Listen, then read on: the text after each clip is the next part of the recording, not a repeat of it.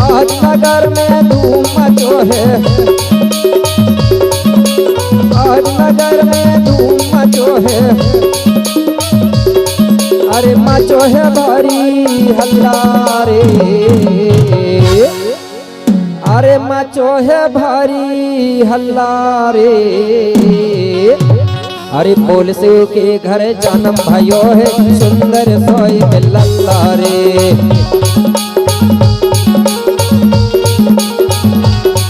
अरे पुलिस के घर जन्म भयो है, सुंदर सोई लल्ला रे।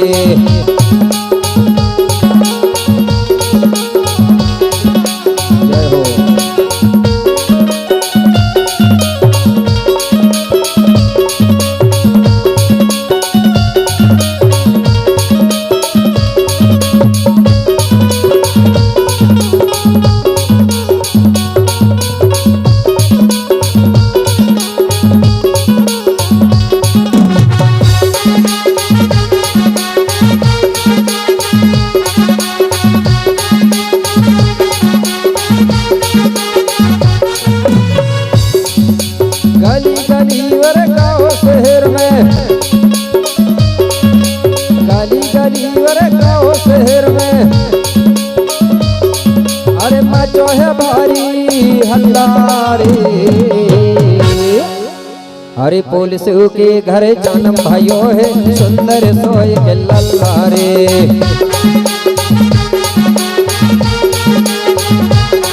अरे पुलिस के घर जन्म भयो है, सुंदर सोई के लल साई।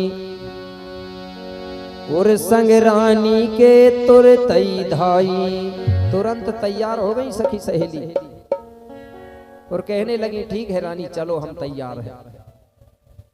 अब रानी सखी सहेलियों सहित घर से निकल गई नहाने के लिए। अब धीरे धीरे मेरे भाई पेंड और गंगा के पास पहुंची। कैसे? तेही छड़ो गंगा निकट सबे आई, तेही छड़े गंगा निकट सबे आई।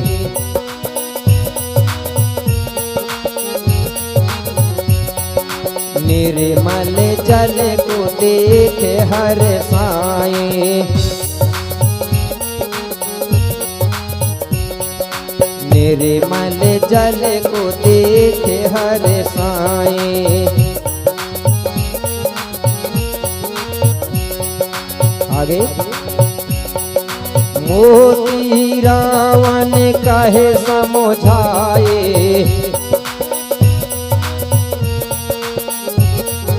हमारे जो पेंडवासी मोती रावण कंगाली जी है, उन्होंने अपना इतिहास गाथा लिख के एक गोंडियन समाज को समझाने के लिए बताने के लिए कहा।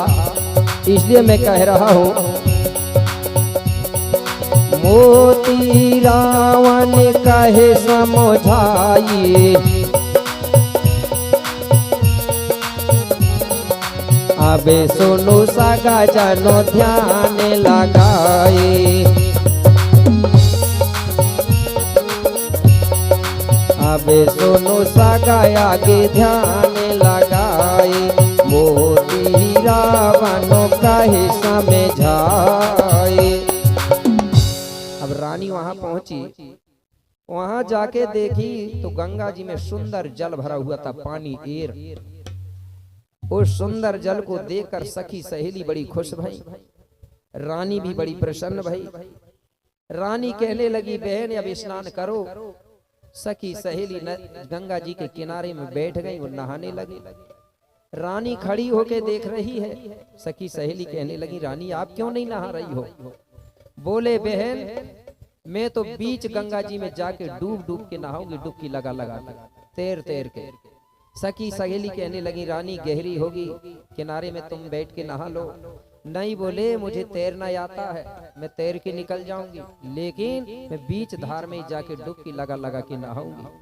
सखी सहेलियों ने खूब मना किया, लेकिन रानी ने बिल्कुल भी नहीं मानी और जबरदस्ती हट करके बीच धार में जाके खड़ी हो गई और डुबकी लगा लगा के नहा रही है, हंस हंस के। कैसे? अरे पानी में रानी, अरे पानी में रानी नहाए रही रे बीच गंगा में जाके। पानी में रानी नहाए रही रे बीच गंगा में जाके।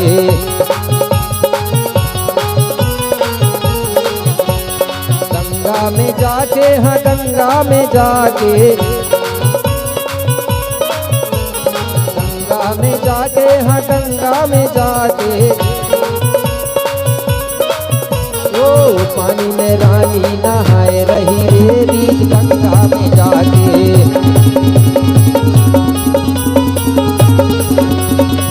पानी में रानी नहाए रही रे बीच गंगा में जाके।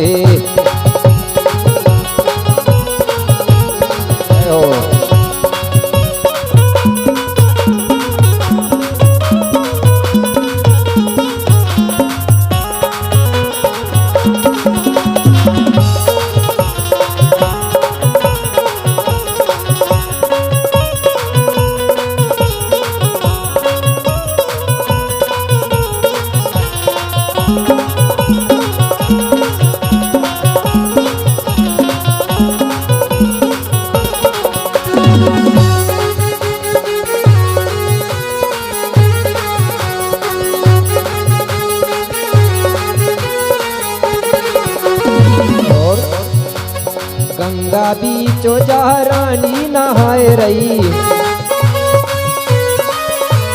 गंगा बीचो जा रानी नहाए रही। मनो ही मन में हाँ खुशियाँ मनाए रही। मनो ही मन में हाँ खुशियाँ मनाए रही। और शुद्ध बुद्ध सारी भोलाए दही रे बीच गंगा में जाके।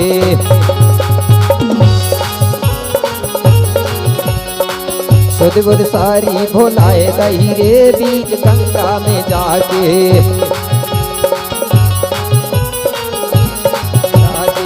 पानी में रानी नहाए रही रे बीच गंगा में जाके।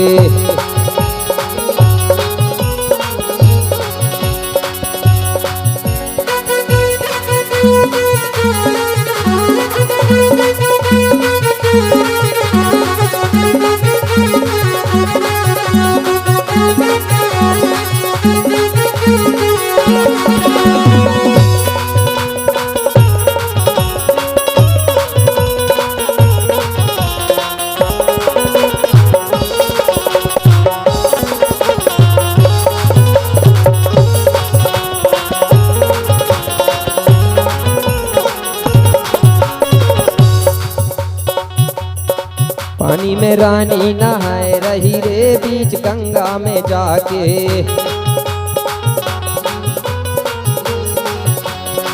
पानी में रानी नहाए रही रे बीच गंगा में जाके। गंगा में जाके, हाँ गंगा में जाके। गंगा में जाके, हाँ गंगा में जाके। ओ पानी में रानी नहाए रही रे बीच गंगा में जाके। पानी में रानी नहाए रही रे बीच गंगा में जाके। पानी में रानी नहाए रही रे बीच गंगा में जाके। पानी में रानी नहाए रही रे बीच गंगा में जाके। पानी में रानी नहाए रही रे बीच गंगा में जाके। पानी में रानी नहाए रही रे बीच गंगा में जाके। पानी में रानी नहाए रही रे बीच गंगा में जाके। इस प्रकार से रानी हिरवा बीच धार में जाके खड़ी हो गई और नहा रही है डुबकी लगा लगा के। उसी समय हुआ क्या मेरे भाई, रानी ने नहाते नहाते सामने की तरफ देखी तो रानी से कुछ दूरी में एक डोला तैर रहा था, लकड़ी का डोला, जानते हैं ना डोला। वो लकड़ी का डोला तैर रहा था। रानी ने जैसे ही उस डोला को देखी तो सोची ये है क्या। रानी तैरते हुए उस लकड़ी के डोला के पास गई और उस डोला के अंदर देखती है मेरे भाई, एक सुंदर सा लड़का खेल रहा था। जैसे ही उस लड़का को देखी रानी ने तो तुरंत रानी को बाबा शंभू के वरदान की बात याद आ गई। ऐसा तो नहीं है कि आज बाबा शंभू का वरदान पूरा तो नहीं हो रहा है। रानी को थोड़ा विश्वास हुआ, रानी के मन में मात्र भाव जाग गया। रानी ने उसी डोला को पकड़ी और खींचते हुए नदी के किनारे लाई और सखी सहेलियों को बताई। बोले बहन देखो, बोले इस डोला के अंदर कितना सुंदर लड़का खेल रहा है, ऐसा लग रहा है कि अभी का जन्म हुआ है। सखी सहेली कहने लगी रानी तुम्हें याद है कि नहीं वो बात तुम बहुत दिन पहले हमसे बता रही थी कि बाबा शंभू ने मुझे वरदान दिया है, मुझे कहीं ना कहीं से पुत्र मिलेगा, पुत्र की प्राप्ति होगी। रानी ये वही बाबा शंभू का वरदान है, बाबा शंभू के वरदान से ही पुत्र तुमको यहाँ मिला है, ये तुम्हारा ही है, तुम इसको अपना मानो और इसको घर रख लो। रानी को पूरा विश्वास हो गया ये बाबा शंभू का वरदान है, आज पूरा हो गया। अब मेरे भाई ये लड़का आया कहां से, अपने आप तो आ नहीं सकता ना नदी में। इसके बारे में आपको बता दूं कि पूर्वा कोट गणराज में एक गांव जिसको बिजलीपुरा के नाम से जाना जाता था। क्या नाम से? बिजलीपुरा गांव का नाम। उसी बिजलीपुरा में बाबा शंभू का एक परम भक्त रहता था। कौन? जिसको जालका दाऊ कहते थे। क्या नाम था? जालका दाऊ। और उसकी पत्नी का नाम था हीरा देवी और राजा पुलसू की पत्नी थी हिरवा, थोड़ा सा अंतर है, ठीक है। तो जालका दाऊ के यहाँ रात को, आधी रात को, मध्यरात्रि को एक लड़का का जन्म हुआ था और सुबह सुबह बाबा शंभू जालका के घर पहुंचे। रात में बच्चे का जन्म हुआ और सुबह सुबह शंभू बाबा जालका के घर पहुंच गए और जालका से कहने लगे, बोले जालका दाऊ तुम्हारे घर में आधी रात को जो बच्चे का जन्म हुआ है, बोले उस बच्चा को आप मुझे दान में दे दो। जालका दाऊ कहने लगा, बाबा एक ही तो बच्चा हुआ है और उसी को आप मांग लोगे तो मैं क्या करूंगा। बोले जालका तुम मेरे भक्त हो ना? जालका कहने लगा, हाँ बाबा आपका ही तो भक्त हूं। और जालका परम भक्त था बाबा शंभू का, लेकिन बहुत गरीब था, गरीबी थी। तो शंभू बाबा कहने लगा, बोले जालका तुम्हारा जो बालक है साधारण बालक नहीं है, ये होनहार बालक है और तुम बहुत गरीब हो, इस बच्चे की शिक्षा दीक्षा की पूरी व्यवस्था नहीं कर पाओगे, इसलिए तुम अपना बच्चा मुझे दे दो। मैं तुम्हारे बच्चे को ऐसी जगह पहुंचाऊंगा राजघराना में, जहां पर खाने की व्यवस्था, शिक्षा दीक्षा, पढ़ाई लिखाई की पूरी व्यवस्था हो जाएगी और तुम ये व्यवस्था नहीं कर पाओगे क्योंकि तुम गरीब हो। और तुम मुझे दे दोगे, मैं वहां पहुंचा दूंगा तो तुम्हारा बच्चा आगे चल के 5 खंड धरती का गुरु बनेगा, जिसको विश्व गुरु के नाम से भी जाना जाएगा। विश्व के जितने भी लोग हैं सब तुम्हारे बेटा के बनाई व्यवस्था पर चलेंगे, मतलब विश्व गुरु बनेगा। जालका कहने लगा, मेरा बेटा बोले विश्व का गुरु बनेगा? बोले हाँ, लेकिन कब? जब आप मुझे दान में दे दोगे और मैं तुम्हारे बच्चे को उधर पहुंचा दूंगा राजघराने में, तब बनेगा। तुम्हारे घर में रहेगा तो कुछ नहीं बन पाएगा क्योंकि तुम गरीब हो, उसकी पूरी व्यवस्था नहीं कर पाओगे। जालका दाऊ बड़ा खुश हुआ, प्रसन्न हो गया, तुरंत अपना बच्चे को लाया हीरा देवी के साथ और बाबा शंभू की गोदी में सौंप दिया। उसी बच्चे को बाबा शंभू ने लकड़ी का डोला बना करके जिस गंगा जी में रानी नहाने आ रही थी, रानी से आने के पहले उस गंगा जी में छोड़ दिया बाबा शंभू ने, लकड़ी का डोला में रख के। जब रानी उधर से नहाने आई तो रानी ने देखी तो उसी डोला को पकड़ के नदी के किनारे ले गई और सखी सहेलियों को बताई। तो सखी सहेली बड़ी खुश भई, कहने लगी, रानी ये बाबा शंभू की कृपा है, बाबा शंभू का वरदान है कि तुमको ये पुत्र ये गंगा जी में मिला, इसको तुम घर रख लो। अब रानी उस पुत्र को लेकर के सखी सहेलियों सहित अब घर जा रही हैं। कैसे? रानी चली, रानी चली महल की ओरा, संग लिया पेलो सुंदर छोरा।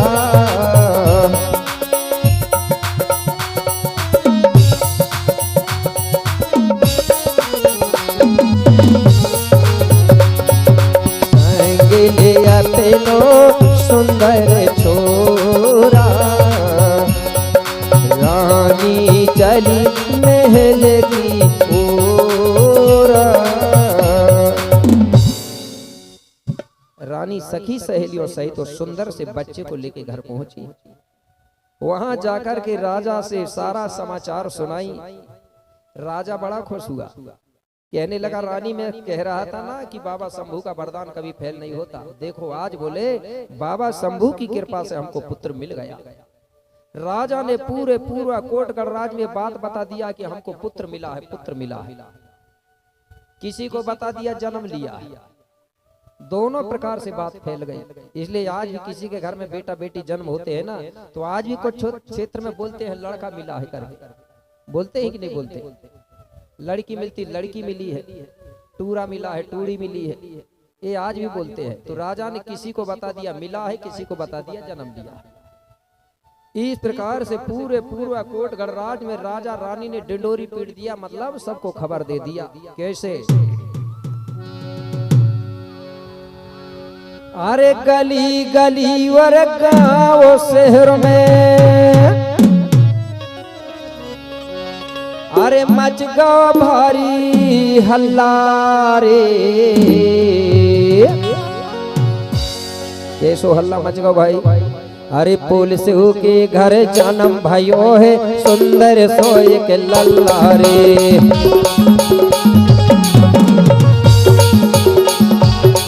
अरे पुलिस के घर जन्म भाइयों है सुंदर सोए के लल्ला रे।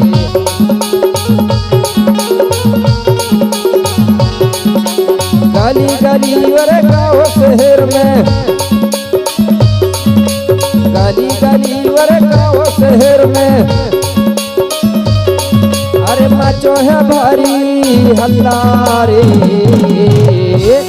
राज हरे काले कसा में जन्म भाइयों है सुंदर सोए के लल्ला रे।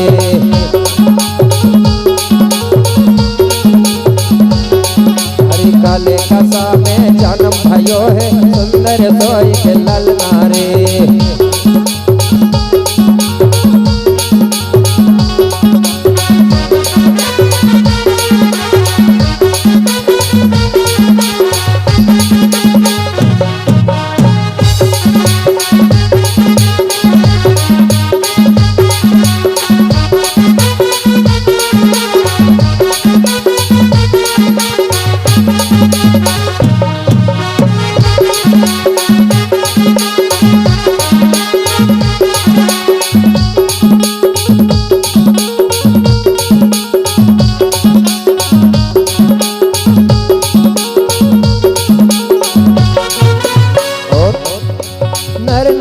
सब दर्शन कर ले राजा के घर जावे।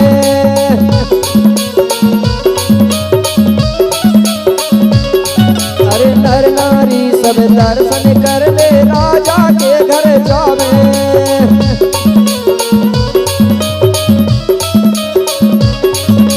हिल मिल के सब मात्र शक्तियां सुंदर गीत सुनावे।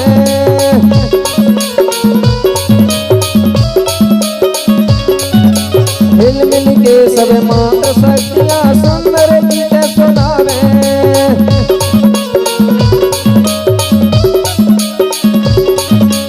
आज नगर में धूम मचो है, आज नगर में धूम मचो है। अरे मचो है भारी हल्ला रे। अरे मचो है भारी हल्ला रे। अरे बोल शिव के घर जन्म भयो है सुंदर सोई लल्ला रे।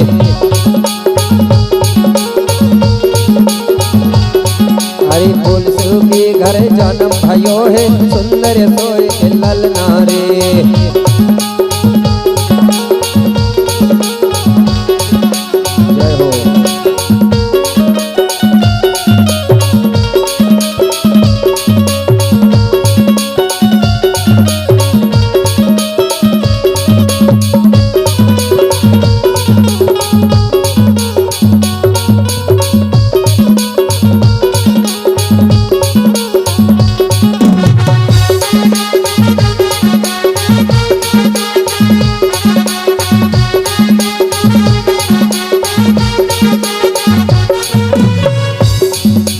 गली गली वर गाँव शहर में, गली गली वर गाँव शहर में, अरे मचो है भारी हल्ला रे। अरे पुलिस के घर जन्म भयो है सुंदर सोई के लल्ला रे।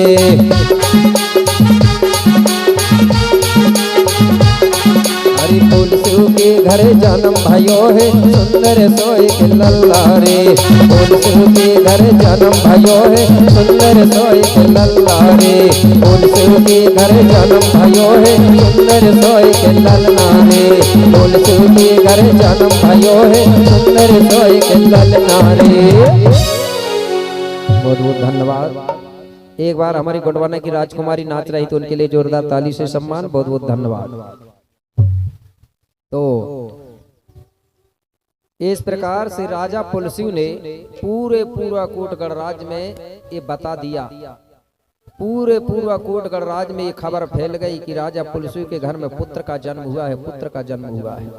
अब राजा ने क्या किया? आवाज नहीं करेंगी मात्र सकते हैं। बोलिए रायतार जंगो दाईना। अब राजा ने क्या किया? उसका जन्म संस्कार करते हैं वो, ठीक है ना। तो जन्म संस्कार कैसे करते हैं? पहले हमारे पूर्वज लोग भी करते थे और आज भी करते हैं और कहीं कहीं भूल भी गए हैं, ठीक है ना। तो उस समय हॉस्पिटल नहीं थे, अस्पताल नहीं थे। अब हॉस्पिटल अस्पताल हो गए। तो जब बेटा या बेटी का जन्म होता था, टूरा या टूरी का जब जन्म होता था, तो हमारे समाज की मात्र शक्तियां ही जन्म संस्कार का काम करती थी। मात्र शक्तियों तरफ से बहुत आवाज आ रही, मगर समदन तो नहीं आ गई आपकी। कहे समदन आ तब ज्यादा बात करत महिलाएं समदन से, ठीक है ना।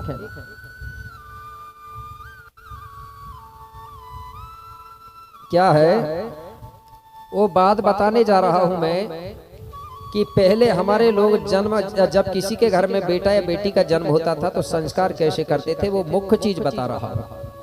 तो सबसे पहले जो बच्चे को मीठा पानी पिलाया जाता था उसको बोलते थे गोंडी में कुछ क्षेत्र में गोल एर सियाना या गोल एर चखाना।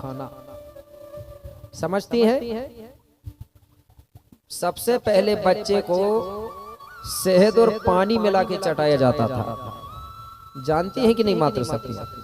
किसको मालूम है? जरा हाथ उठाना कोई सियानी दाइया हो। है मालूम? भैया लोगों को भी मालूम है, महिलाओं को छोड़ो, भैया भी जान रहा है, ठीक है ना। तो एक क्यों किया जाता था? चाहे वो एससी हो, चाहे एसटी हो, चाहे ओबीसी हो, सबका एक सा रिवाज था, एक सी संस्कृति थी और आज भी है। कहीं कहीं भर भटके हैं, बाकी बहुत सी चीजें एक जैसी चलती हैं आज भी। तो उस बच्चे को शहद और पानी मिला के इसलिए चटाया जाता था कि चटाने से बच्चे का मुंह का स्वाद बदल जाता था। बच्चे के मुंह में चुलबुलाहट आ जाती थी, जिह्वा चलाने लगता था, बच्चे को दूध पीने की आदत बन जाती थी। तो ये दूध पीने की आदत बनाने के लिए ये मात्र शक्तियां ये शहद और पानी मिला के चटाती थी, ठीक है ना। तो ये किया गया। इसके बाद जब तक बच्चा का नरा नहीं गिरता, नरा समझने लगे ना अब, आपके इधर नेरुआ बोलते हैं, ठीक है ना। क्या बोलते हैं नरा को आप? ठीक है ना, नरा बोलते हैं हमारे इधर, ठीक। और नरा शब्द सही है क्योंकि नरा से कुछ रहस्य निकलता है। तो जब तक ये नरा नेरुआ गिरता नहीं है तब तक हमारा घर आज भी अशुद्ध माना जाता है। मानते हो कि नहीं? अशुद्ध। हमारे घर में कोई आता जाता नहीं, खाना पीना का परहेज चलता है, कोई शुभ पूजा पाठ नहीं कर सकते। तो आप बताइए इस चीज को गोंडई अकेले मानते हैं कि सभी लोग मानते हैं? ऐसी भी मानता है ना, ओबीसी भी मान। तो बताइए एक जैसा हमारा धर्म है कि नहीं है? लेकिन कुछ लोग कहते हैं नहीं, हम नहीं मानते, जबकि ये तीनों समाज भारत की मूलवंशी समाज है और ये तीनों लोग एक जैसी रीति को मानते हैं। लेकिन बाहर से आए हुए लोगों ने हमको बिखराया है तीनों लोगों को, क्योंकि वो जान रहे हैं इनको फोड़ फोड़ के रखेंगे तभी हमारा काम चलेगा। और अगर कहीं SC ST OBC इकट्ठी हो गई तो हमको पता नहीं देश छोड़ के भागना ना पड़े, ये डर है उनको, इसलिए हमारे लोगों को तोड़ के रखा गया है। लेकिन हमारे लोग आज भी नहीं समझ पा रहे हैं। तो तीनों समाज इस चीज को मानती है। तो ये नरा कितने दिन में गिरता है? लगभग 5 से 6 दिन लगता है। लगता ही कि नहीं लगता? जब ये नरा गिरता है नेरुआ, तब हमारा घर शुद्ध होता है। तो ये काम करते हैं, उसको हर क्षेत्र में अलग अलग नाम से जानते हैं। अधिकतर इसको बोलते हैं छठी। क्या बोलते हैं? आपके इधर ही बोलते हैं ना? ये भी गोंडी शब्द है, आप गोंडी भूले नहीं है, कुछ शब्द आज भी बोल रहे हैं आप लोग। ऐसा मत कहना कि हमको गोंडी नहीं आती, आती है लेकिन कम आती है, ठीक है ना? इसलिए जब भी जनगणना होता है ना, तो जब भाषा की बात आती है तो आपको क्या लिखना चाहिए? मातृभाषा। अगर कोई पूछे तो क्या बताओगे? माँ की भाषा कौन सी? हमारी मातृभाषा गोंडी है, ठीक है ना? भले कुछ शब्द बोल रहे हैं लेकिन बोल तो रहे ना।